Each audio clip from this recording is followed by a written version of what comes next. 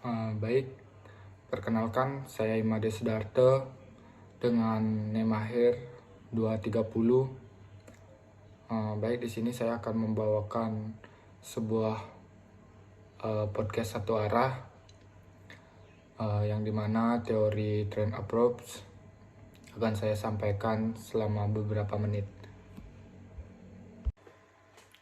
Baik, saya langsung saja ke materi yang akan saya sampaikan, yaitu teori ini didefinisikan sebagai pola terpadu dari karakteristik pribadi yang mencerminkan berbagai pribadi individual dan efektivitas kepemimpinan yang konsisten di berbagai kelompok dan situasi organisasi.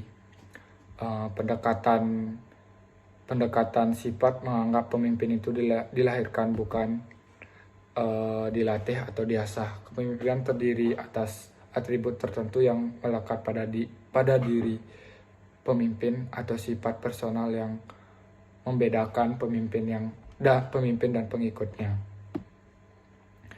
Jika kita melihat para pemimpin besar dari masa lalu seperti Soekarno, kita akan menentukan bahwa mereka tampaknya berbeda dari manusia biasa dalam berbagai aspek.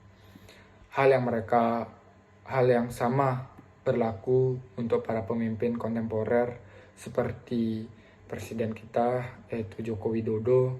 Mereka memiliki ambisi tingkat tinggi ditambah dengan visi yang jelas kemana tujuan mereka memimpin. Pemimpin seperti itu disebut sebagai pemimpin alamiah, lahir dengan seperangkat kualitas pribadi yang membuat mereka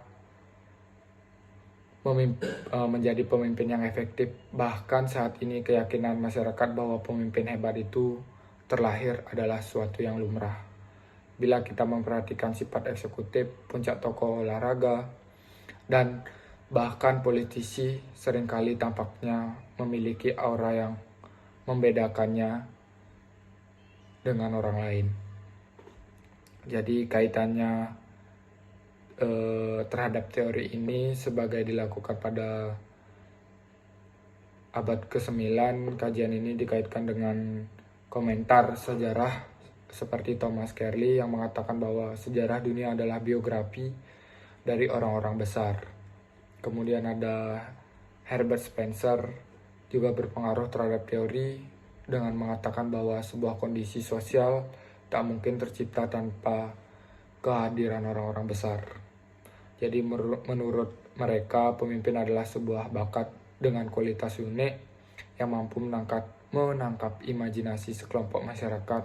Pandangan senada juga bisa dirujuk pada penelitian. Arnold Toynbee berharap lahirnya peradaban besar di dunia. Menurut Toynbee, kemunculan peradaban besar tersebut sangat dipengaruhi oleh sebuah faktor yang diistilahkannya sebagai creative minority, di mana creative minority ini adalah sekelompok masyarakat dengan superioritas jiwa dan roh dan ketepatan gagasannya mampu mengarahkan pengikutnya dari keadaan pasif menjadi aktif dan kemudian menghasilkan sebuah peradaban besar. Teori pendekatan sifat menyatakan bahwa beberapa orang dilahirkan dengan atribut yang diperlukan yang membedakan mereka dari orang lain dan memiliki sifat-sifat bertanggung jawab atas posisi mereka dengan asumsi kekuasaan dari otoritas. Dengan kata lain, bertanggung jawab atas posisi mereka dengan asumsi kekuasaan dan otoritas dari seorang pemimpin.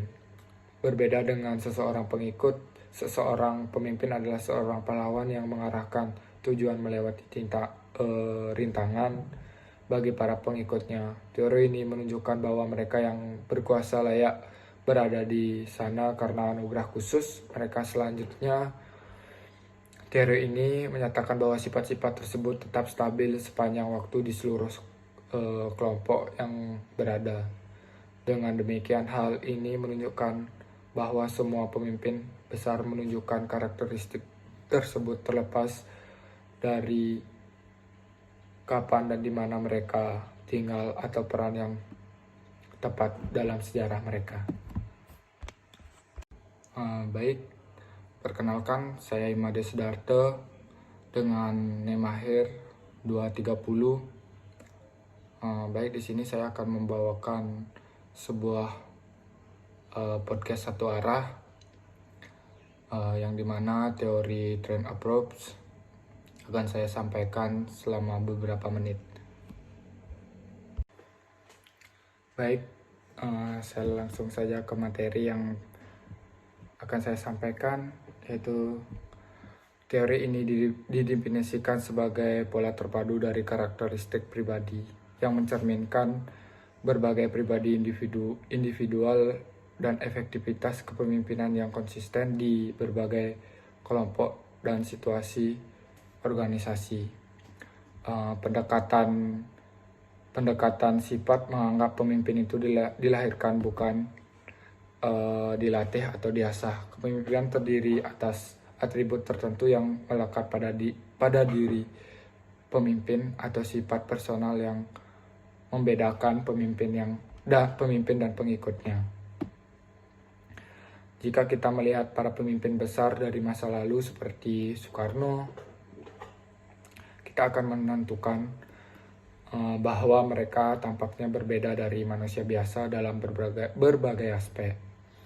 Hal yang sama berlaku untuk para pemimpin kontemporer seperti presiden kita, yaitu Joko Widodo.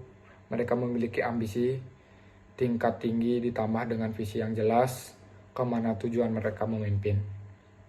Pemimpin seperti itu disebut sebagai pemimpin alamiah, lahir dengan seperangkat kualitas pribadi yang membuat mereka menjadi pemimpin yang efektif. Bahkan saat ini keyakinan masyarakat bahwa pemimpin hebat itu terlahir adalah suatu yang lumrah. Bila kita memperhatikan sifat eksekutif, puncak tokoh olahraga, dan bahkan politisi seringkali tampaknya memiliki aura yang membedakannya dengan orang lain. Jadi kaitannya terhadap teori ini sebagai dilakukan pada abad ke-9, kajian ini dikaitkan dengan komentar sejarah seperti Thomas Carlyle yang mengatakan bahwa sejarah dunia adalah biografi dari orang-orang besar. Kemudian ada Herbert Spencer juga berpengaruh terhadap teori dengan mengatakan bahwa sebuah kondisi sosial tak mungkin tercipta tanpa kehadiran orang-orang besar. Jadi menurut mereka, pemimpin adalah sebuah bakat dengan kualitas unik yang mampu menangkap imajinasi sekelompok masyarakat. Pandangan senada juga bisa dirujuk pada penelitian. Arnold Toynbee berharap lahirnya peradaban besar di dunia. Menurut Toynbee, kemunculan peradaban besar tersebut sangat dipengaruhi oleh sebuah faktor yang diistilahkannya sebagai creative minority, di mana creative minority ini adalah sekelompok masyarakat dengan superioritas jiwa dan roh dan ketepatan gagasannya mampu mengarahkan pengikutnya dari keadaan pasif menjadi aktif dan kemudian menghasilkan sebuah peradaban besar. Teori pendekatan sifat menyatakan bahwa beberapa orang dilahirkan dengan atribut yang diperlukan yang membedakan mereka dari orang lain dan memiliki sifat-sifat bertanggung jawab atas posisi mereka dengan asumsi kekuasaan dari otoritas. Dengan kata lain, bertanggung jawab atas posisi mereka dengan asumsi kekuasaan dan otoritas dari seorang pemimpin. Berbeda dengan seseorang pengikut, seseorang pemimpin adalah seorang pahlawan yang mengarahkan tujuan melewati rintangan bagi para pengikutnya. Teori ini menunjukkan bahwa mereka yang berkuasa layak berada di sana karena anugerah khusus mereka. Selanjutnya, teori ini menyatakan bahwa sifat-sifat tersebut tetap stabil sepanjang waktu di seluruh kelompok yang berada. Dengan demikian, hal ini kurang menekankan pada bagaimana faktor situasional mempengaruhi kepemimpinan. Jadi, meskipun sementara, dalam kesimpulannya, Mann menyarankan bahwa ciri-ciri kepribadian dapat digunakan untuk membedakan pemimpin dari non-pemimpin. Hasilnya mengidentifikasi pemimpin kuat dalam 6 sifat, yaitu yang pertama kecerdasan, maskulinitas, penyesuaian dominasi, ekstraversi, dan konservatisme. Kemudian ada Lord and All pada tahun 1986 menilai kembali temuan Mann 1959 menggunakan prosedur yang lebih canggih yang disebut meta-analisis. Ia menemukan bahwa kecerdasan, maskulinitas, dan dominasi secara signifikan berhubungan dengan bagaimana individu mempersiapkan pemimpin.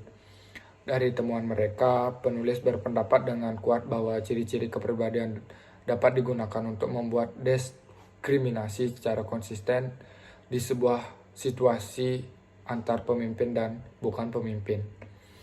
Namun tujuan lain memperdebatkan pentingnya ciri kepemimpinan.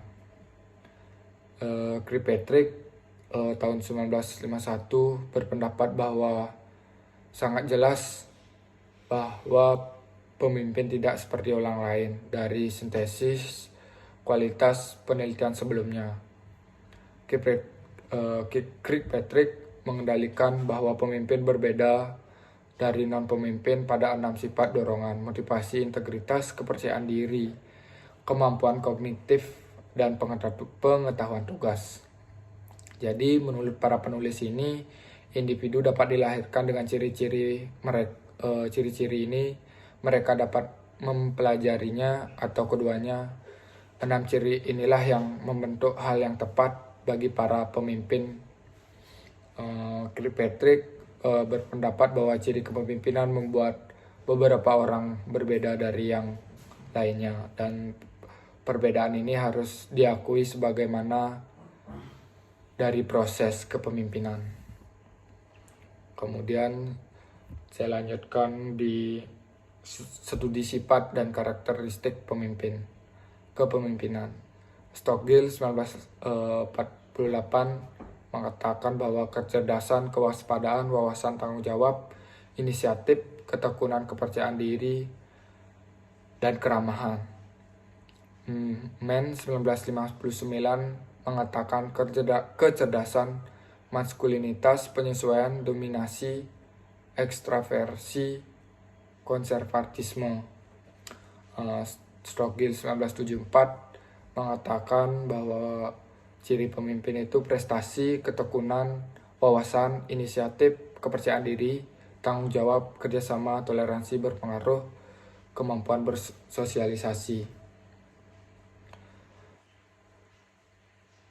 Kemudian sifat kepemimpinan utama, yaitu yang pertama intelijen.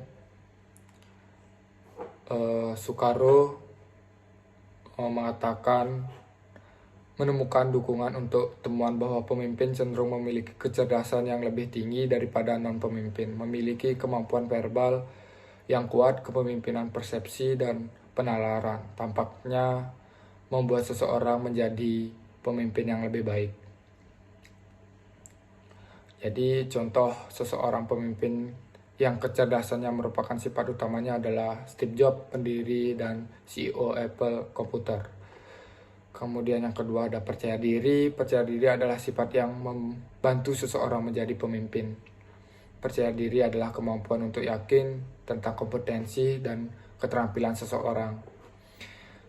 Ini mencakup rasa, harga diri, dan keyakinan dari setiap keyakinan bahwa seseorang dapat membuat perbedaan. Kepemimpinan melibatkan pengaruh orang lain dan kepercayaan diri memungkinkan pemimpin untuk merasa yakin bahwa usaha untuk mempengaruhi orang lain adalah tepat dan benar. Kemudian yang ketiga ada tekad. Banyak pemimpin juga menunjukkan tekad. Tekad adalah keinginan untuk menyelesaikan pekerjaan dan mencakup karakteristik seperti inisiatif, ketakutan, dominasi, dan dorongan. Orang-orang yang memiliki tekad bersedia untuk menegaskan dirinya sendiri, proaktif, dan memiliki kapasitas untuk bertahan dalam menghadapi rintangan. Bertekad menunjukkan dominasi pada waktu dan situasi di mana pengikut perlu diarahkan. Yang keempat itu ada integritas. Integritas adalah kualitas, kejujuran, dan kepercayaan seorang pemimpin. Seseorang yang mematuhi seperangkat prinsip yang kuat dan bertanggung jawab atas tindakan mereka menunjukkan integritas. Pemimpin dengan integritas menginspirasi kepercayaannya pada orang lain karena mereka dapat dipercaya untuk melakukan apa yang mereka katakan dan mereka lakukan. Mereka setia, dapat diandalkan, dan tidak menipu. Pada dasarnya, integritas membuat seorang pemimpin dapat dipercayai dan layak dipercayai oleh para pengikutnya. Kemudian yang kelima, kelemahan. Ciri-ciri terakhir yang paling penting bagi pemimpin adalah kelemahan.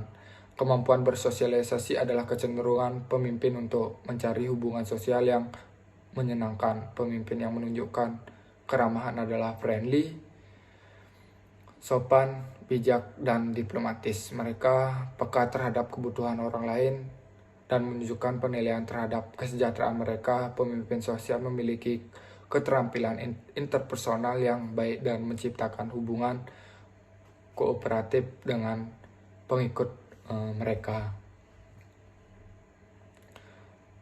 Kemudian saya lanjutkan di model kepribadian dan kepemimpinan 5 faktor.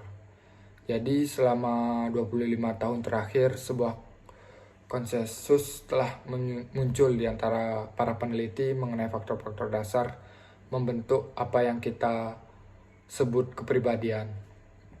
Jadi faktor-faktor ini yang biasa disebut 5 besar adalah neoterisme, ekstraversi atau pembedahan, keterbukaan atau intelek, keramahan, dan kesadaran atau ketergantungan.